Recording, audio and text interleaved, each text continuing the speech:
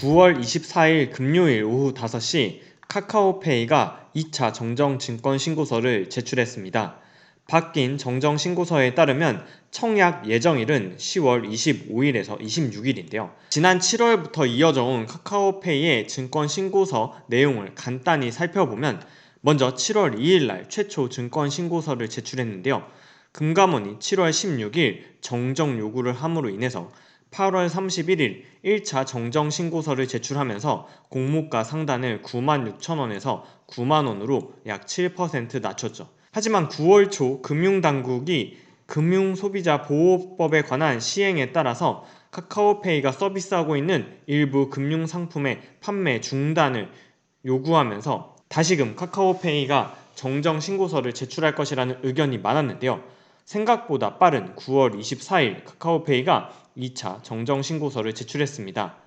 정정신고서의 내용에 따르면 공모가는 여전히 상단인 9만원으로 그대로 유지가 되고 청약 일정만 약 3주가 미뤄진 10월 25일에서 26일 청약하는 걸로 바뀌었죠. 상장 예정일은 11월 초인데요. 오늘은 이와 관련해서 자세한 내용 살펴보도록 하겠습니다. 안녕하세요. 주식유치원 야너주의 김파고입니다. 오늘은 카카오페이 증권 왜 또 연기가 됐는지, 그리고 연기가 됐다면 언제 청약 및 상장을 하는지 살펴보는 영상입니다. 인트로에서 설명드린 것처럼 9월 24일 2차 정정증권 신고서 제출을 통해서 희망 공모가는 9만원으로 상단을 그대로 유지한 채 청약 일정만 10월 25일에서 25일로 연기하는 정정신고서를 제출하였습니다. 아니 카카오페이 도대체 상장에 왜 문제가 있는지, 왜 연기가 됐는지 그 이유를 먼저 살펴보면 카카오페이의 상장이 연기된 이유는 바로 금융소비자 보호에 관한 법률, 줄여서 금소법 때문인데요. 이 금융소비자 보호에 관한 법률은 2020년 5월 공포되었고 시행일은 2021년 3월이었습니다. 즉 6개월 전에 시행됐던 이 금융소비자보호법이 왜 이제서야 카카오페이의 발목을 잡게 되는 걸까요? 그 이유는 바로 금융소비자보호법이 3월 25일 날 시행되었지만 6개월의 계도 기간을 거쳐서 9월 25일부터 본격적으로 시행되기 때문입니다. 그렇다면 금융소비자보호법이 도대체 뭐길래 카카오페이의 상장에 영향을 미칠까요?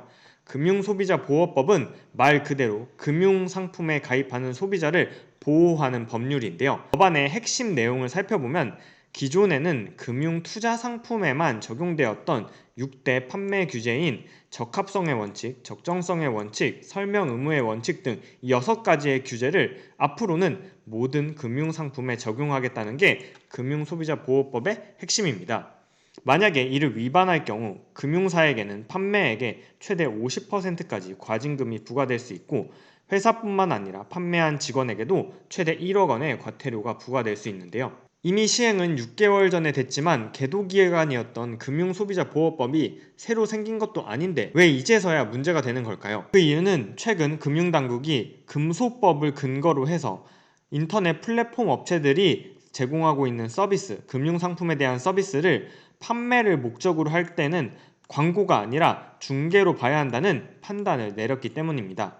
즉, 금소법 시행 이전에는 핀테크 업체들이 카드 혹은 보험을 추천할 때 이를 단순 광고라고 해석해서 이런 금융소비자 판매에 관한 법률을 적용받지 않았는데요. 금융당국이 최근에 이러한 유권 해석을 변경해서 단순 광고가 아니라 중개라고 판단을 내림에 따라서 카카오페이 역시 금융판매 중개업자로서의 의무를 다해야 하기 때문에 이러한 변화에 따라 카카오페이는 자동차 보험료 비교 서비스, 반려동물, 휴대폰 보험 등 일부 보험 상품의 판매를 중단하게 되었습니다. 그렇다면 카카오페이는 이러한 금소법에 따라서 금융당국의 유권 해석 결과 매출에 얼마나의 영향을 받게 될까요?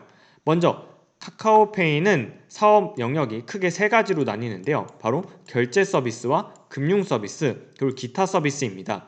이 중에서 현재 문제가 되고 있는 금융소비자 보호에 관한 법률은 바로 이 금융 서비스에 해당하는데요. 2020년 기준으로 금융 서비스의 매출액은 약 650억 원으로 전체 매출의 22%를 차지했습니다. 따라서 시장에서는 카카오페이의 공모가 밴드도 조정이 되지 않을까 하는 기대가 있었는데요. 오늘 공시된 카카오페이의 2차 정정 신고서를 보면 희망 공모가 밴드는 그대로 유지가 된 걸 확인할 수 있었습니다. 9월 24일 오후 5시에 공시된 2차 정정 신고서에서는 1차 정정 신고서의 내용은 파란색으로, 2차 정정, 이번에 정정된 내용들은 빨간색으로 표시가 되었는데요. 유일한 차이점은 바로 청약 일정이 연기되었다. 그리고 사업 내용에 있어서 부연 설명하는 내용들을 추가했다 뿐이지 희망 공모가 상단은 9만원 그대로 유지가 된 상태였습니다. 카카오페이의 매출의 22%가 금융서비스에서 발생하는데 왜 공모가 희망 밴드는 그대로 유지했을까요?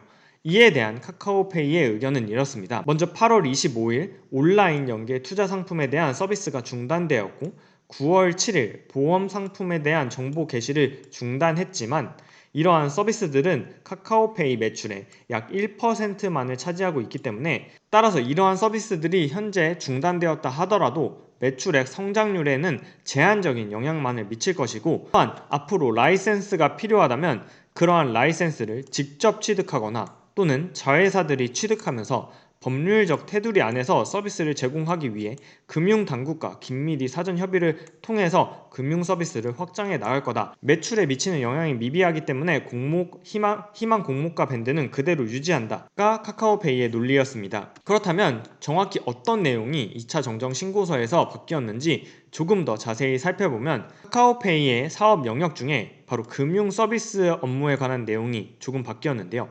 금융 서비스 업무에 다음과 같은 문장을 추가하였습니다. 카카오페이는 KP 보험 서비스 그리고 카카오페이 증권이 제휴사 금융상품 등을 판매할 수 있도록 연결해주는 플랫폼 서비스를 취할 거다. 즉 카카오페이가 직접 보험, 증권을 판매하는 게 아니라 KP 보험과 카카오페이 증권을 통해서 판매하는 거다 라는 내용을 추가한 거죠. 이러한 내용은 금융 서비스의 사업 내용에서 조금 더 자세히 나와 있는데요. 펀드 판매와 관련해서는 카카오페이 증권을 통해서 앞으로 판매할 것이며 카카오페이는 카카오페이 증권과 투자 관련 서비스가 금융소비자보호법 등 금융 관련 법령에 부합할 수 있도록 금융당국과 면밀히 소통할 것이다.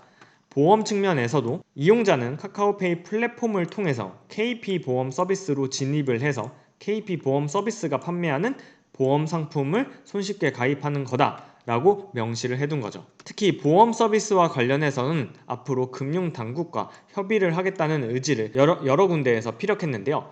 제공하는 서비스 내용의 비고사항으로 금융위원회와 앞으로 사전 협의를 통해서 서비스 재개 여부를 결정하겠다고 밝혔습니다. 이러한 카카오페이 몸값은 그래서 얼마일까요? 카카오페이가 희망 공모가 밴드를 그대로 유지했기 때문에 1차 정정 신고서와 몸값은 하나도 바뀌지 않았는데요. 바로 카카오페이의 매출액 성장률과 해외 비교 기업에서 따온 성장률 조정 개수를 포함하여 매출액 3,860억 원을 기준으로 멀티플 44배를 적용한 기업가치 약 17조 7천억 원을 계산하였습니다.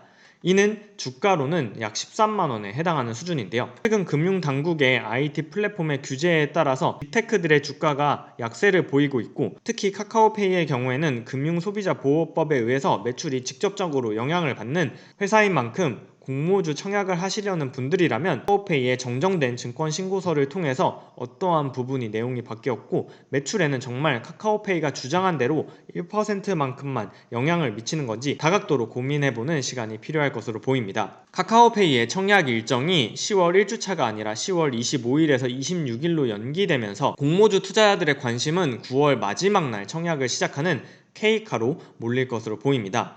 K카에 대한 공모주 청약 분석 영상은 다음 영상에서 올리도록 할 테니 해당 영상 관심 있으신 분들은 야너주 채널 구독 및 영상 알림 설정하시면 영상을 편하고 쉽게 받아보실 수 있습니다. 오늘 영상은 여기까지입니다. 오늘도 시청해주신 여러분 감사드리며 저는 다음 영상에서 다시 인사드릴게요. 그럼 다음 영상에서 만나요. 안녕!